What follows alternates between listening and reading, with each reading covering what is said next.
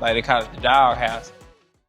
Okay, so this is a video that I've wanted to do for a while, and it's a video that I know is going to annoy some boxing heads, but do not worry, because I do plan to actually do a flip of this, because I believe I cover boxing and mixed martial arts. I love both sports. I think they're both fantastic.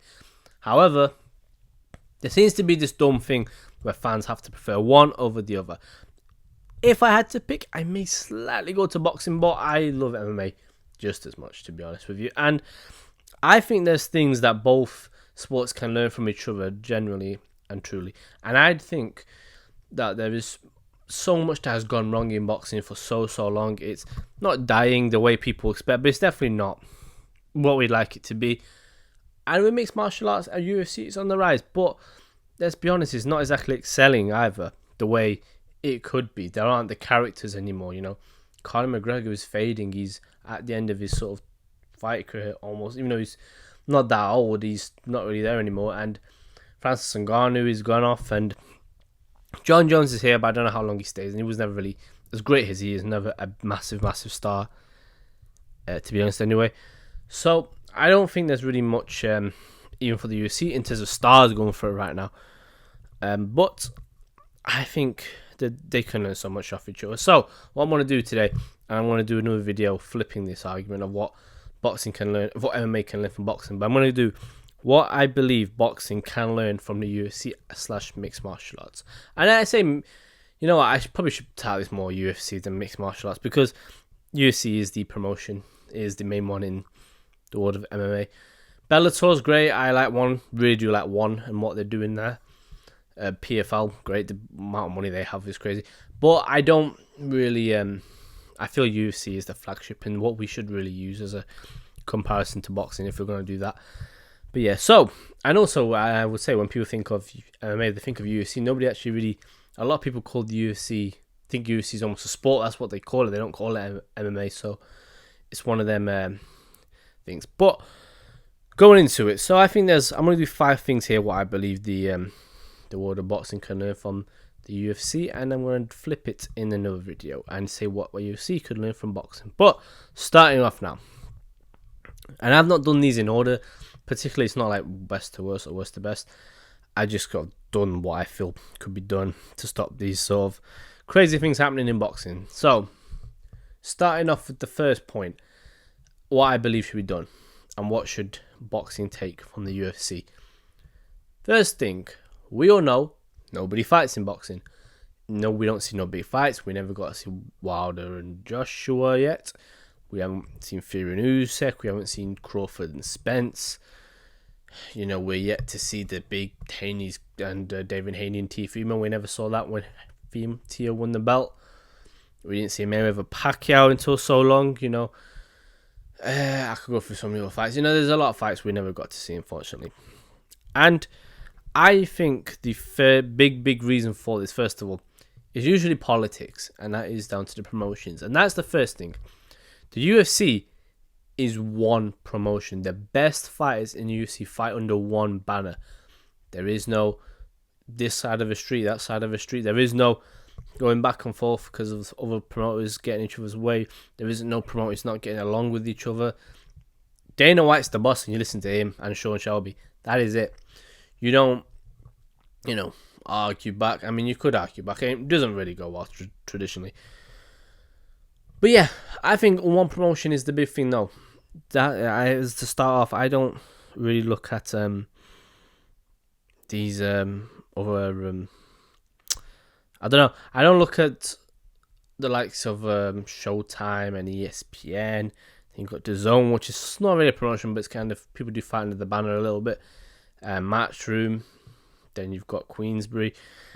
You've also got these smaller promotions. You know, boxers have to fend for their own. That's the problem with boxing. One promotion, there is no problem with this. You will fight in the same banner. You all fight each other.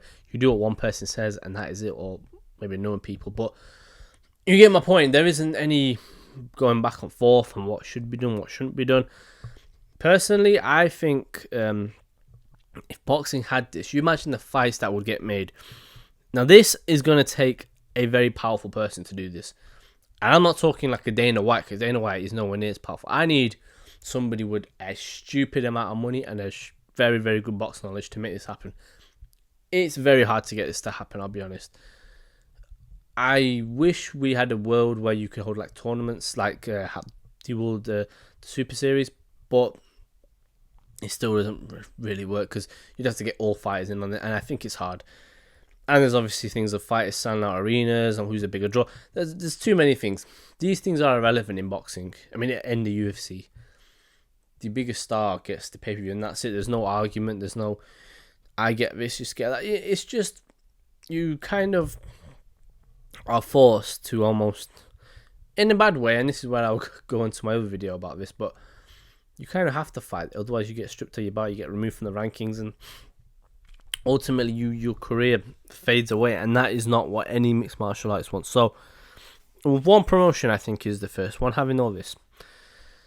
Second point on which I want to go to here, and this is a big one, no clauses in contracts. Now, two clauses which annoy a lot of people. One's rematch clauses and one's hydration clauses. Now, the rematch clause, as we all know, if a fighter loses a fight, they have the right for a rematch clause, which would automatically grant the other fighter a rematch. Now, I hate this on so many levels, simply because if they were just in big fights, fair enough. They're in every single fight. It's Joe Joyce and Zhang, I'm pretty sure, had a rematch clause. This one confused me. Kambosos and Haney had one for Kambosos' rematch to be in his own country. Doesn't make sense to me. You know, Joshua Usyk rematch clause. And the problem with rematch clause is if you don't take the rematch, you're seen as a duck, and I don't like that either. You know, it doesn't make sense. It really doesn't. I hate these rematch clauses. They are so annoying, and I don't really understand the need for them most of the time. The only time to me a rematch clause should be in there is if you've got a long reigning champion. Example, the only time I felt a rematch clause made sense was when Anthony Joshua lost to Ruiz.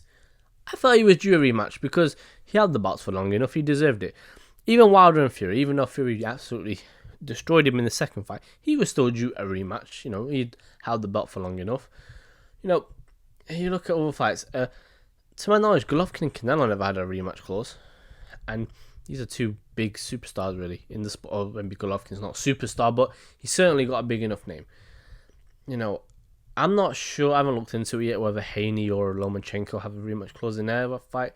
There was no rematch clause in Lopez and Lomachenko, which is one thing that people felt annoyed about, but, you know, I just don't like it. And I just think really is something that annoys the sport, because a fighter then has to prepare for the same fighter again, and then the fights we want don't get made. So I'll go on there about this. This annoys me. Next thing, hydration clauses. I mean, it's not the next point, that is the same point. But the other thing that annoys me with these clauses is an hydration clause.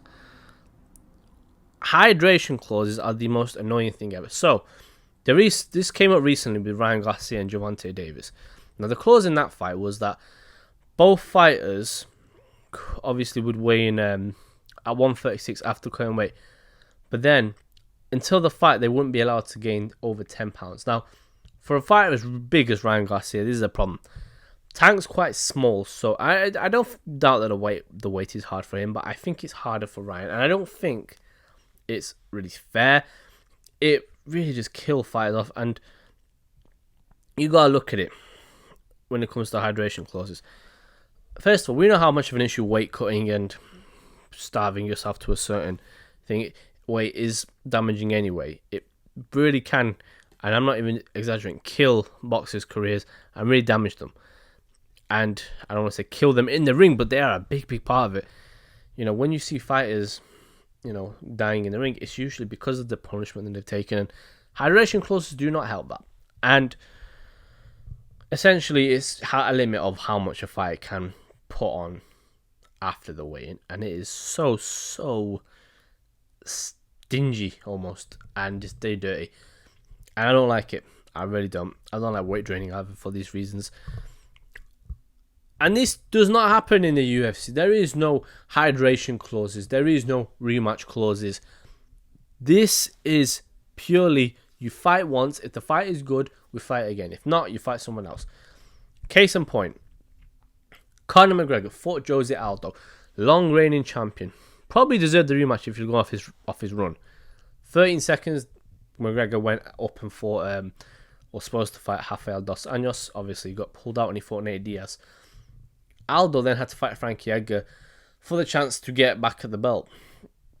You know, you want to look at Kamaru Usman and Tyron Woodley.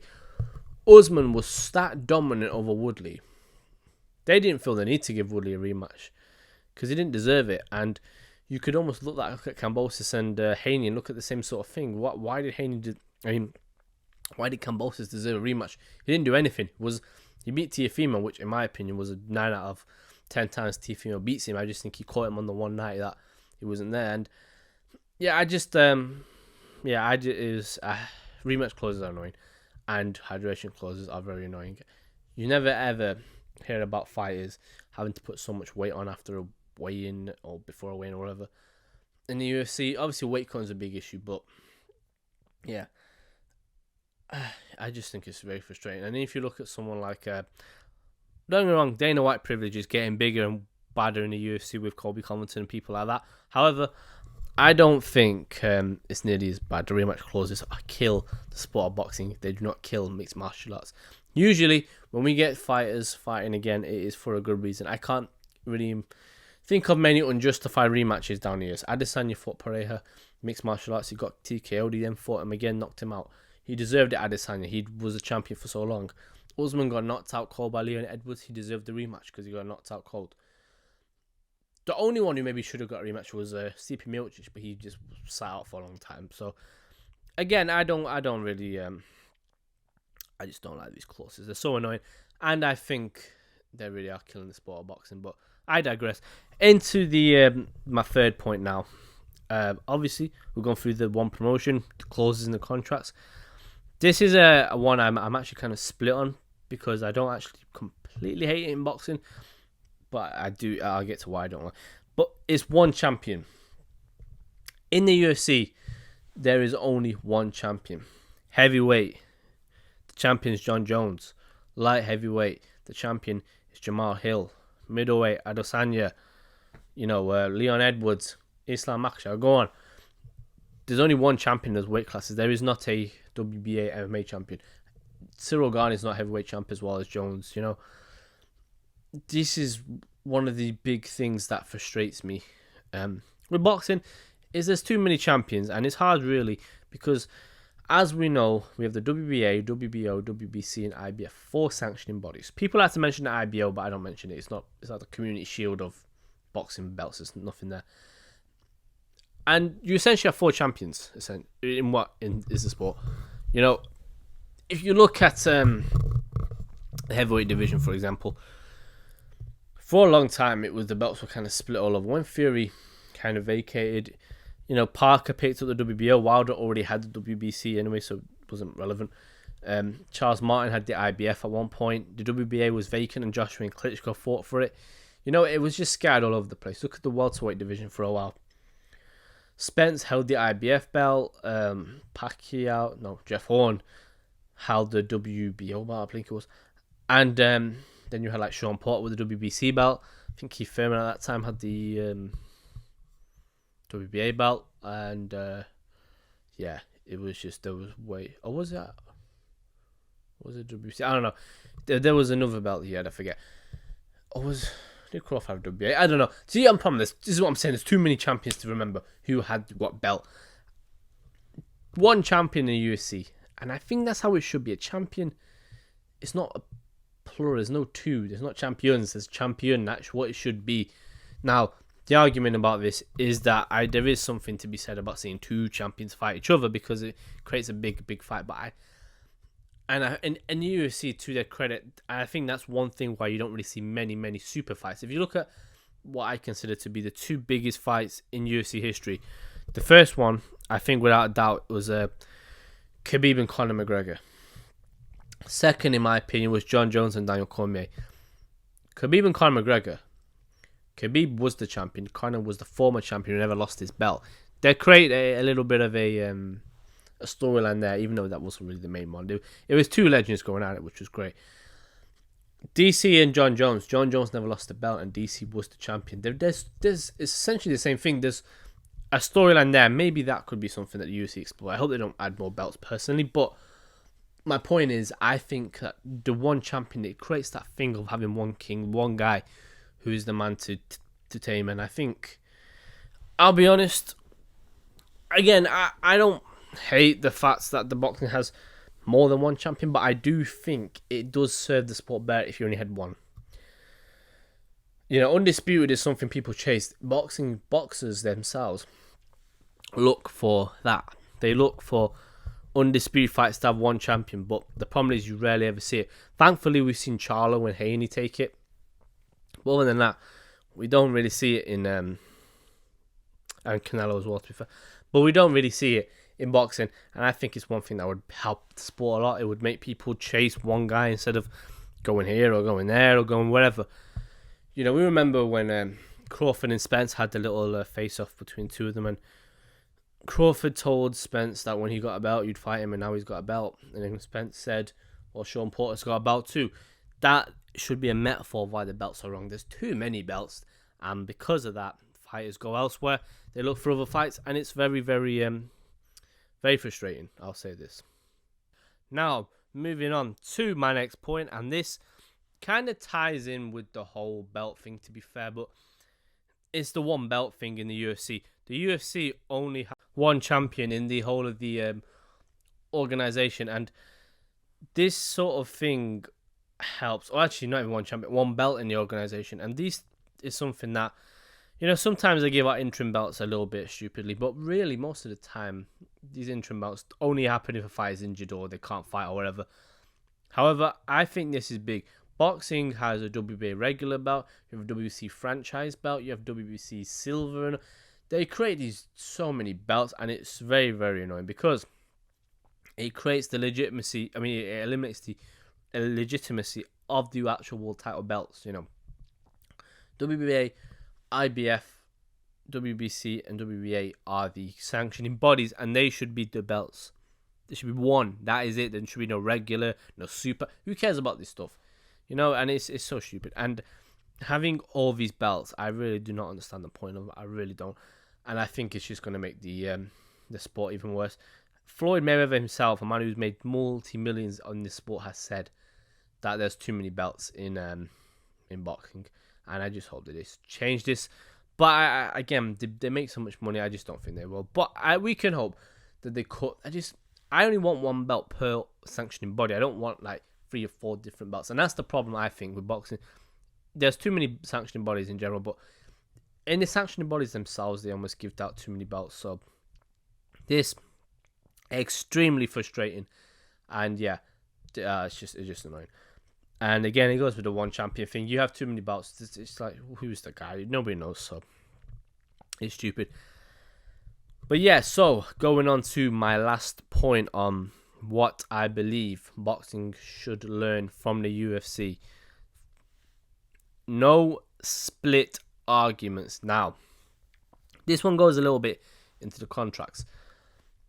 In boxing, we all know about the percentages splits. Usually, if you're an A side, you get more. Well, not usually, pretty much all the time you get more. Your split can be 50-50, 60-40, 70-30, 80-20, 90-10. 90-10 is harsh, but you get my point. It's how they split the purses, and this 90. I don't want to say 90 something because I don't know percentages, but how many times do we hear this? Errol Spence, I think, 1 point offered Terence Crawford a 70-30 split because he was the bigger name. Alexander Usyk accepted a 70-30 split in an undisputed fight with Tyson Fury. You know, we had the 50-50 thing with Joshua and Fury. You know, you had all these different weird percentages splits for these fighters, and let's get this twisted. One fighter is always going to get paid more. There's rarely going to be a point where both fighters are paid exactly the same pennies. It's not happening. There's an A side and there's a B side in boxing. That's how it is. Even with two fighters who maybe aren't even that well known, there's always going to be one guy who's more slightly favored, you know. And I just think these things are killing the sport because we're not getting big fights because of it. Spence is my favorite fighter, but the 70-30 split with Crawford. I mean, I don't look again. Spence is the bigger name out of the two. I believe. I think he will sell more. Somebody's gonna might prove me wrong about this, but I just think he's a bigger star. However, 70-30 for Terence Crawford, 30% for Crawford is shocking because he is one of the very best pound for pound fighters in the world and deserves way more than that. But it's my problem. Boxing does this. They don't want fighters to fight for some reason. They just keep giving these dumb percentage splits, and they're just making this sport a lot worse, in my opinion, because in the UFC you don't get these arguments over percentage splits. You get arguments over fighter pay, admittedly. Ngannou, Jones, I think GSP at one point was doing it. Many fighters have argued about fighter pay, and that's fair enough because that's what they're earning. That's their living. But when you're dictating what one fighter gets and what no fighter gets, this is where I think the one promotion thing would help. This is where I think it's better if you do not have all these fighters from different sort of sides of the streets, because it's not just fighters, it's promoters, it's the promotions. There's too many people, there's lawyers involved in it, and I just don't see how this is helping boxing. It is terrible, and we're losing big fights because of it. So, yeah, a horrible thing that is happening with these percentage splits, and you don't ever see this in the UFC, really. So, when do you ever get these fighters arguing about, oh, this guy got more than me or whatever? Most of the time, it's because a fighter deserves it, and that's just it. And yeah, that's the only thing I can say with that. But yeah, those are my 5 points, though. What I think boxing should learn from the UFC: one, promotion. We need that. No clauses in contracts. We definitely need that. One champion, I think, is necessary. I think one belt helps a lot. And no arguments over splits. And that wraps it up. I personally think there's so much that the UFC could learn from boxing, as well as boxing learning from the UFC, as I've explained in this video. But I will do another video explaining what I believe that the UFC can learn from boxing, because, like I said, both sports are not perfect and there's a lot they can learn from each other. But yeah, I'll do that video, and yeah, until next time.